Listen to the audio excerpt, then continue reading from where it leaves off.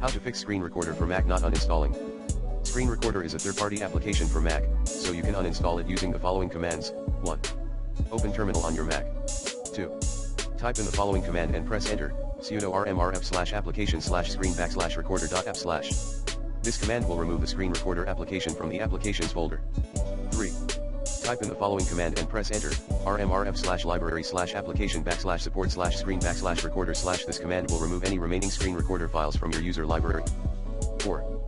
Type in the following command and press enter, rmrf/library/preferences/com shinywhitebox.screenrecorder.plis. This command will remove the Screen Recorder preferences file. 5. Type in the following command and press enter, rmrf/library/caches/com shinywhitebox.screenrecorder. This command will remove any Screen Recorder cache files. These commands will remove Screen Recorder and any associated files from your Mac. Note that you should always be careful when using the rm command, as it can permanently delete files without any confirmation. Make sure you enter the commands correctly and double check that you're targeting the correct files and directories.